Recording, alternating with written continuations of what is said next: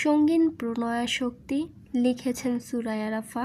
পর্ব 22, প্রাপ্তবয়স্ক এবং মুক্ত মনাদের জন্য। চারদিক জনমানবশূন্য হয়ে আছে। বিস্তৃত তিমিরে ঢাকা কালো রাতের ইতি টেনে সবে সবে ভোরের আলো ফুটেছে ধরণীতে।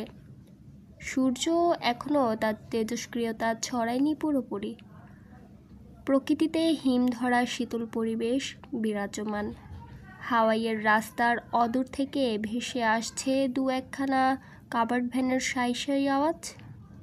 রাস্তার দুপাশে স্থির মূর্তি হয়ে দাঁড়িয়ে থাকা সারি সারি বৈদ্যুতিক খুঁটির মাথায় বসেছে জোড়ায় জোড়ায় বন্য পাখিদের ঝাঁক।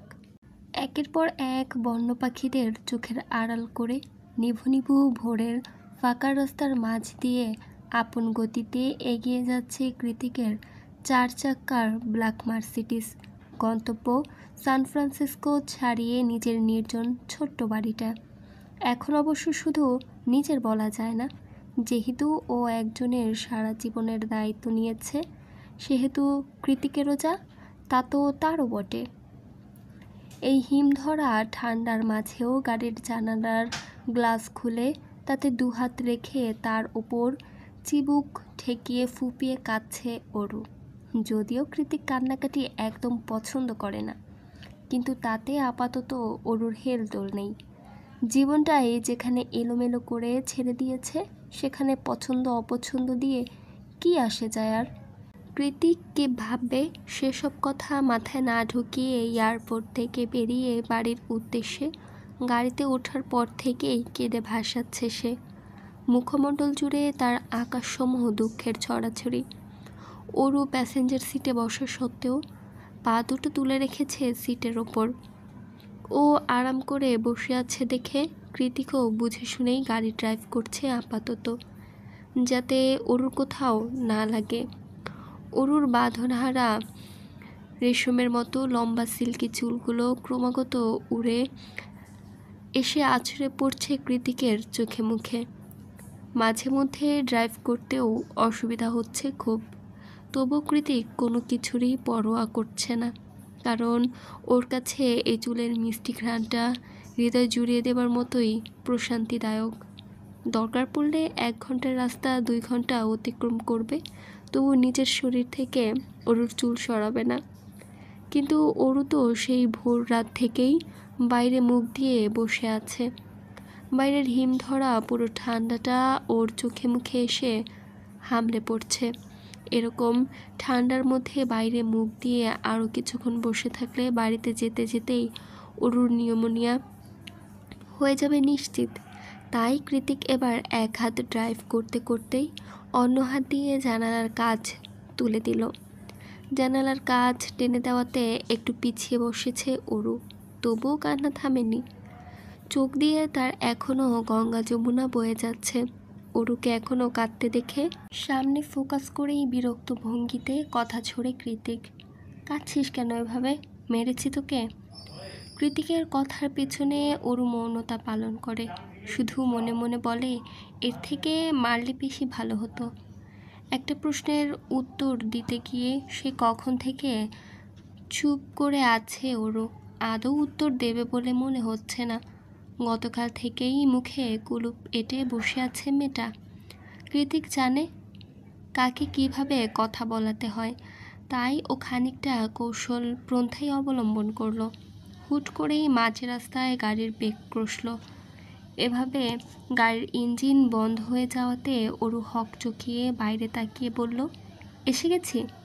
কথাটা বলে বাইরে তাকিয়ে যে দেখল এটা তো মাঝ রাস্তা। তৎক্ষণাৎ ঘাড় ঘুরিয়ে কৃতিকের পানে প্রশ্নসূচক দৃষ্টি নিক্ষেপ করে অরু। ওর চাহনিকে পাত্তা না দিয়ে গাড়ির ড্রয়ার থেকে একটা রূপোর নুপুর বের করে সেটাকে চোখের সামনে ধরে কৃতিক শুধালো, এটা তো ওর? কৃতিকের প্রশ্নে অরু হ্যাঁ সূচক মাথা নাড়ায়। চাই এটা? এবারও অরু উপর নিচ মাথা নাড়িয়ে হ্যাঁ বলল। তাহলে গাড়ি থেকে নাম। কৃতিকের শেষবারের কথায় অরুর চোখ কপালে তুলে বলল, নামবো মানে?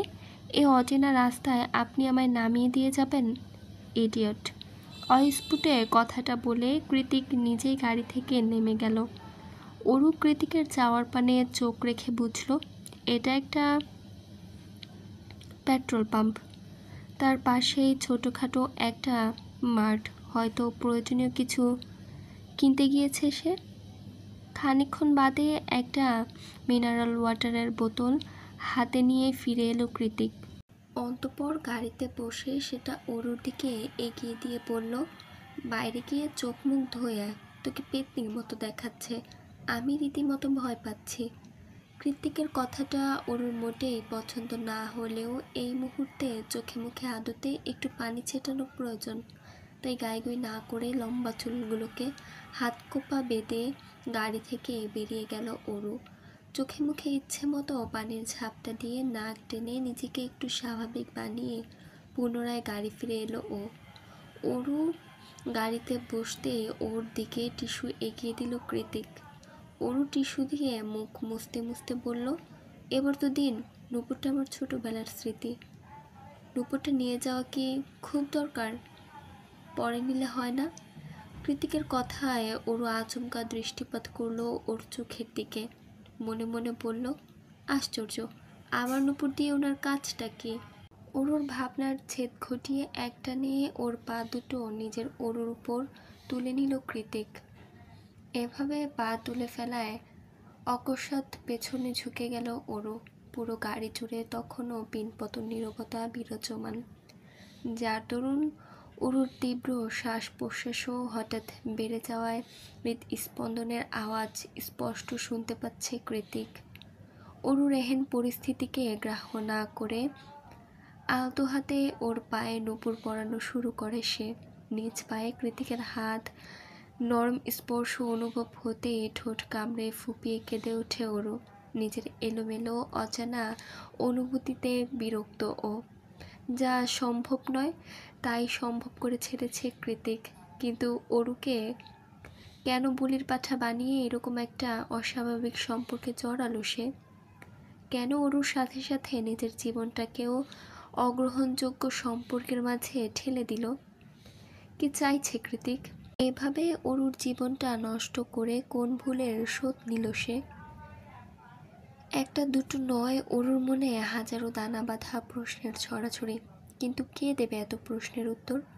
কৃতিক তো উত্তর দেবার মতো ছেলেই নয়, অরুর প্রশ্নের তো মোটেই নয়। অথচ এখন এই মুহূর্তে কি সুন্দর করে মনোযোগ দিয়ে অরুর পায়ে নুপুর পরাচ্ছে সে। দেখে মনে হচ্ছে এর চেয়ে প্রয়োজনীয় আর সূক্ষ্ম কাজ কোনোদিন করেনি কৃতিক। অরু তখন থেকে হিজিবিজিয়ে চিন্তায় বিভোর হয়ে আছে। চারপাশে ওর খেয়াল নেই মোটেই। কৃতিক নিজের হাতের কাজটা শেষ করে এক পলক ভাবুক অরুর চোখের দিকে তাকালো। অতঃপর নিজের হাতের বাঁধনটা আরও শক্ত করে ওর পায়ে অকস্মাৎ হ্যাচকা টান মেরে অরুকে নিজের কাছাকাছি টেনে নিয়ে এলো।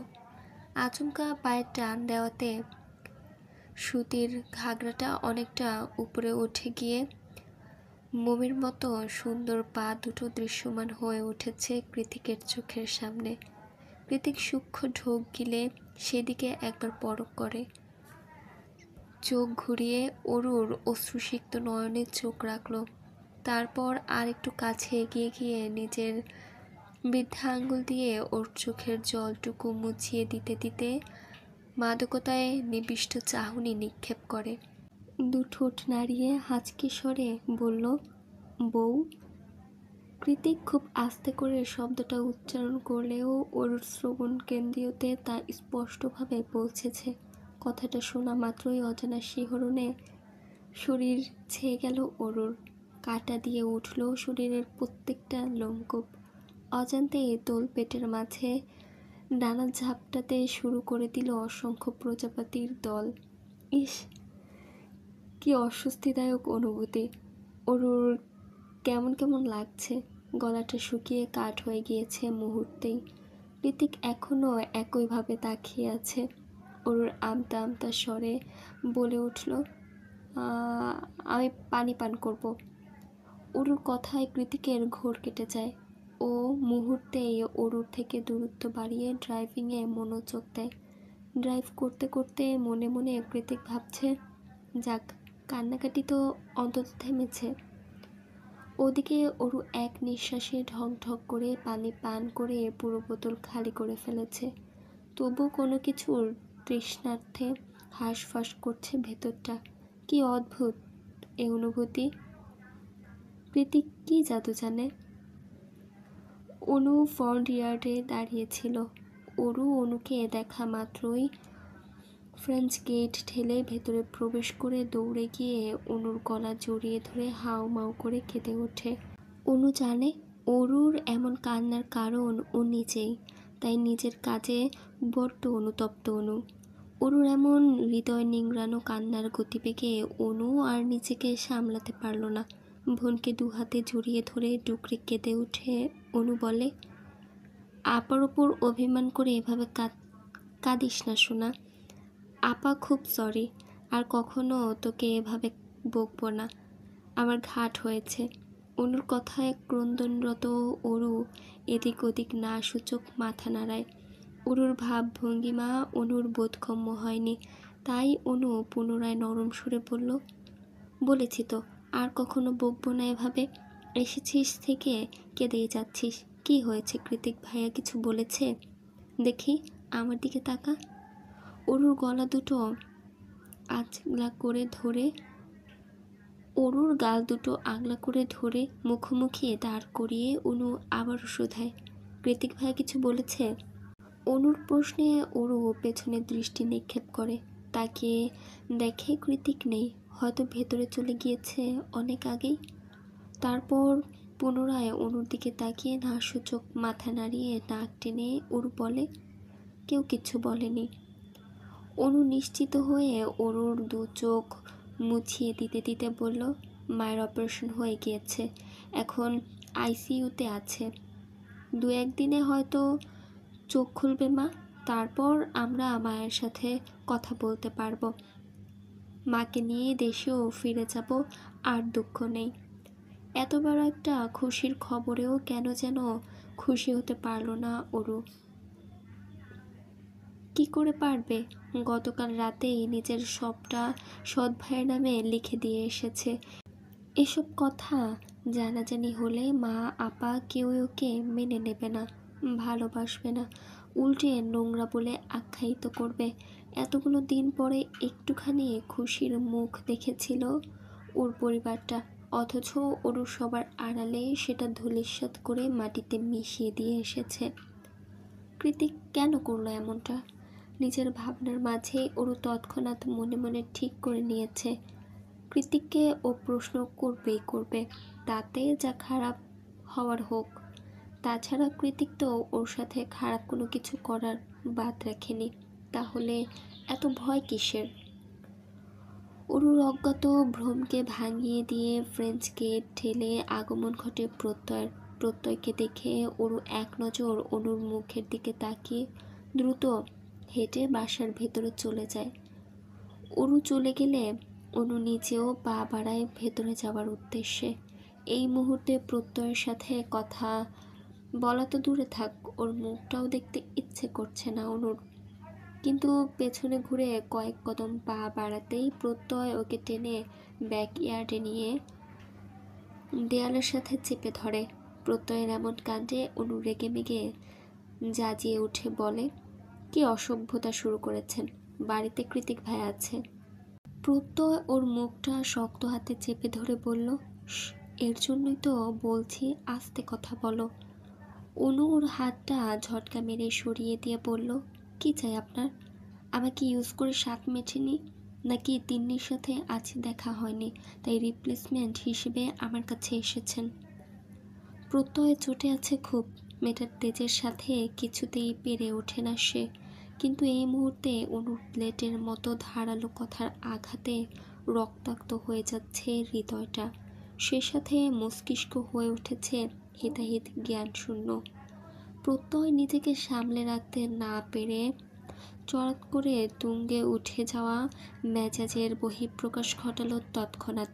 অনুর দু হাত হাত দুটো মাথার ওপর তুলে দেয়ালের সাথে চেপে ধরে ওর গালের কাছে মুখ নিয়ে দাঁতে দাঁত চেপে প্রত্যয় বলে, কথা না শুনলে জানে মেরে ফেলবো।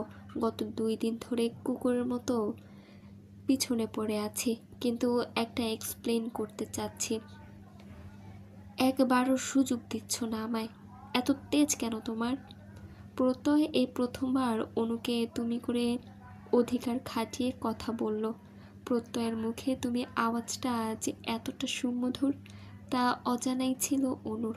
প্রত্যয়ের মুখে তুমি শুনে হতবাক হয়ে ওর চশমার আড়ালে ধূসর চোখ জোড়ার দিকে বিনা বাক্যে তাকিয়ে আছে অনু। একটুখানি থেমে প্রত্যয় পুনরায় কঠিন সুরে বলল, আর কি যেন বললে? ইউজ করা কাকে বলে সেটা কি আদৌ বোঝো তুমি? নাকি না বুঝে যাকে তাকে গিয়ে সব বলো? অনু এবার পুরোপুরি নিশ্চুপ ও ধ্যানমগ্ন হয়ে চেয়ে আছে প্রত্যয়ের চোখে। অনুকে তখন থেকে এভাবে অবাক নয়নে চেয়ে থাকতে দেখে রাগে আওয়াজটা মুহূর্তেই নিচু হয়ে গেল প্রত্যয়ের। চোখ দুটোতে হিংস্রতার জ্বলন্ত অঙ্গার ধপ করে নেবে গিয়ে তাতে জড়ো হলো একরাশ মুগ্ধতা। এলোমেলো অনুভূতিগুলো উথাল পাথাল ঢেউ তুলে আছড়ে পড়ছে মনের তটে। অনু এতটা কাছে দাঁড়িয়ে আছে, এতটা কাছে যে ওর তপ্ত নিঃশ্বাসগুলো প্রত্যয়ের মুখমণ্ডলে ছড়িয়ে পড়ছে বারে বারে। এবার আর কোনো কথা নয়। অনুর নিষ্প্রভ চোখে এক পলক চোখ রেখে প্রত্যয় নিজেই খেয়ে হারিয়ে ফেলল। মুহূর্তেই নিজের ওষ্ঠাগত করে নিল অনুর তীর তীর করে কাঁপতে থাকা অধর যুগল। অনুর ঠোঁটের ছোঁয়ায় হঠাৎ করে যেন উন্মাদনা ছড়িয়ে পড়ল প্রত্যয়ের শরীরের রন্দে রন্দে। অনুর দিক থেকে কোনোরূপ বাধা না আসতে পরম আবেশে চোখ দুটো বন্ধ হয়ে গেল আপনা আপনি। এদিকে প্রত্যয়ের নরম ঠোঁটের স্পর্শে অনুর জান যায় যায় অবস্থা। খানিকক্ষণ চোখ বন্ধ রেখে স্থির হয়ে দাঁড়িয়ে থাকলেও পরক্ষণেই 2 হাত দিয়ে প্রত্যয়কে ঠেলে সরিয়ে দিয়ে তড়িৎ গতিতে মুখ ঘুরিয়ে অন্যদিকে তাকালো অনু। অনুর ধাক্কায় প্রত্যয় নিজেই সম্মিত ফিরে পেয়ে নিজের কর্মকাণ্ডের জন্য লজ্জিত হয়ে নরম সুরে বলল, সরি, আসলে। অনুকে মাঝপথে থামিয়ে দিয়ে না ঘুরেই জবাব দিল, সরি বলতে হবে না, আপনি যান এখন। আমি তোমার সাথে কথা বলতে চাই অনু, একান্তে। আমাকে একটুখানি সময় দেওয়া যায় না? অনু এবার ঘাড় ঘুরিয়ে প্রত্যয়ের মুখোমুখি হয়ে শুধালো, প্রত্যয় সাহেব, আপনি শুধু আমার, তাই তো? প্রত্যয় সেদিনের মতোই কণ্ঠে ধীরতা টেনে বলল, 100%। আগামীকাল বিকেলে সি বিচে অপেক্ষা করব। অনুর এইটুকু আশকারা পেয়ে প্রত্যয় যেন চাঁদ হাতে পেয়েছে। খুশির ঝিলিক ফুটে উঠেছে ওর চোখে মুখে। প্রত্যয়কে এভাবে নিঃশব্দে ঠোঁট কামড়ে হাসতে দেখে অনুর ভেতরে যেতে যেতে ঘাড় ঘুরিয়ে আবারও পেছনে তাকিয়ে বলল, আর হ্যাঁ, বাবুলটি আনতে ভুলবেন না যেন। প্রত্যয়ের নরম হাসি এতক্ষণে পুরো ঠোঁট জুড়ে প্রসারিত হলো। ও পেছন থেকে হাঁক পেড়ে বলল, যথা আজ্ঞা মহারানী। মাঝরাতে ফেরি লাইটের নিভু নিভু আলো আর সুইমিং পুলের নীলচে পানির কলকলানি মিলে মিশে পুরো ছাদ বারান্দা জুড়ে ম্যাজিক্যাল আলো ছায়া তৈরি করেছে। মাথার উপর খোলা আকাশ, আকাশে রূপোর থালার মতো মস্ত বড় চাঁদ উঠেছে। কখনো কখনো সেই চাঁদ ঢেকে যাচ্ছে পেঁচা তুলোর মতো উড়ু মেঘে, আবার কখনো তির্যক রূপলি আলো ছড়াচ্ছে পুরো ভুবন জুড়ে। তাদের দিকে নিকটিংয়ে ধোঁয়া ছাড়তে ছাড়তে সেটাই তখন থেকে বেশ আগ্রহ নিয়ে পরখ করছে কৃতিক। রাত প্রায় 2:35, তাও চোখের পাতায় ঘুম আসার নাম নেই। তাই তো রুম থেকে বেরিয়ে ছাদ বারান্দায় এসে সিগারেট ধরিয়েছে সে। সিগারেটের কুণ্ডলি পাকানো ধোঁয়ার সাথে সাথে উড়িয়ে দিচ্ছে নিজের মনে জমানো অজস্র অযাচিত ভাবনাগুলোকে। অবশ্য এখন আর ভেবে লাভটা বাই কি?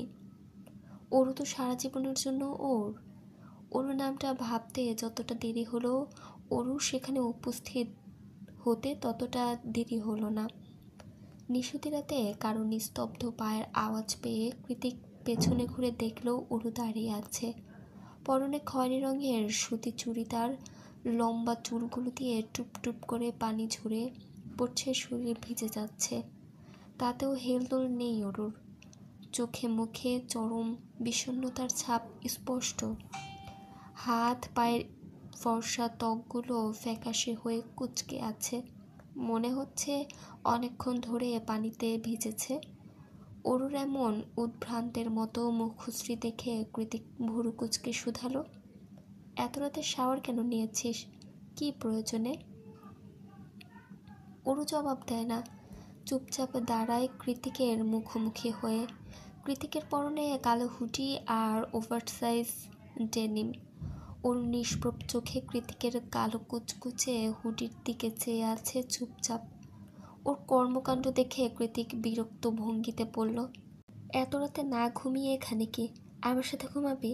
ঘুমালে চল, আমিও একটু আরাম করে ঘুমাই। কৃতিকের কথা শেষ হবার সঙ্গে সঙ্গে দুহাত দিয়ে ওর পেশিবহুল বুকের ওপর ধাক্কা দিয়ে ওরও কাঁদতে কাঁদতে বলল, কেন করলেন এটা? কি দোষ করেছি আমি? কোন দোষের শাস্তি স্বরূপ আমার জীবনটা এভাবে তছনছ করে দিলেন আপনি? বলুন কেন, কি হলো বলুন।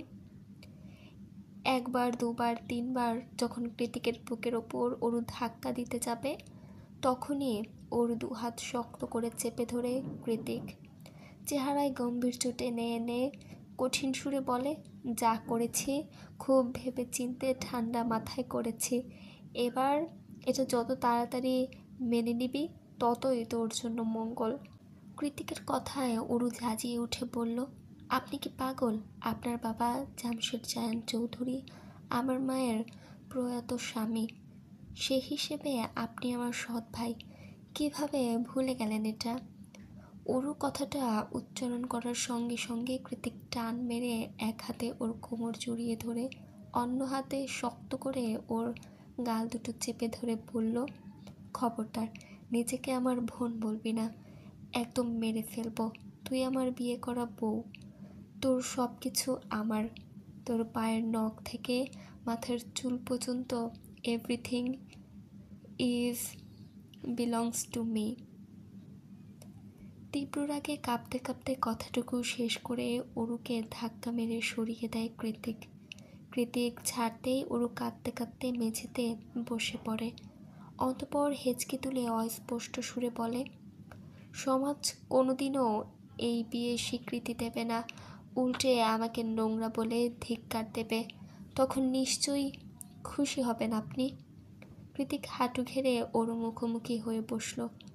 আমি সমাজ মানি না, আর যে সমাজ আমার বউয়ের দিকে আঙুল তুলে কথা বলবে, আমি সেই সমাজ ধ্বংস করে দেব। আই রিপিট, ধ্বংস করে দেব। কৃতিকের কথা শুনে ওর চোখে চোখ রাখলো অরু। চোখ তো নয়, যেন জ্বলন্ত আগ্নেয়গিরির দাবানল, যে তাকাবে সেই ভস্ম হয়ে যাবে। অথচ ফর্সা পুরুষালী তীক্ষ্ণ চোয়াল জোড়া মুখশ্রীটা কতটাই না সুদর্শন। এক মুহূর্তের জন্য অরুর মনে হলো এই অসম্ভব সুন্দর মানুষটা ওর স্বামী। হুট করেই কেমন কৃতিকের অন্য নজরে আবিষ্কার করছে অরু। কয়েক মুহূর্তের জন্য নিজেকে বসিয়ে দিল কৃতিকের বাম পাশে তার পত্নী রূপে। পরবর্তীতেই অন্যমনটা লাফিয়ে উঠে বলল, না না, এটা কি করে সম্ভব? এমন একটা রাগী বদমেজাজি বেপরোয়া লোকের সাথে সারা জীবন কাটানো অসম্ভব। কারণ আর যাই হোক, সারা জীবন কৃতিকের হাতে মার খাওয়ার কোনো ইচ্ছে নেই অরুর। কি হলো?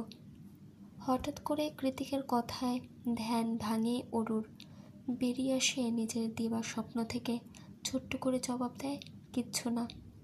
কৃতিক ওর ভেজা চুলে হাত বুলিয়ে দিয়ে আশ্বস্ত করে পুনরায় বলে, অনেক রাত হয়ে গিয়েছে, ঘুমিয়ে পড়। চিন্তা নেই, পুরো দুনিয়া আমি দুহাতে সামলে নেব। তোর গায়ে কলঙ্কের আঁচও আসতে দেব না। একটু ভরসা রাখতেই পারিস হার্টবিট। কৃতিকের শেষ কথাতে অরু চকিতে মাথা তুলে বলল, কি? বলেছি তুই আমার হার্টবিট। আ অরু কিছু বলতে যাবে, তার আগেই ওর দিকে চোখ পাকিয়ে কৃতিক বলল, আর একটাও প্রশ্ন করবি না, তাহলে মার খাবি। অপারক অরু আর কি বা বলবে, মারের ভয়ে চুপচাপ পা বাড়ায় নিজের জন্য বরাদ্দকৃত রুমের দিকে। কৃতিক অরুর যাওয়ার পানে তাকিয়ে দ্বিতীয়বারের মতো বিড়বিড়িয়ে বলল, হার্টবিট।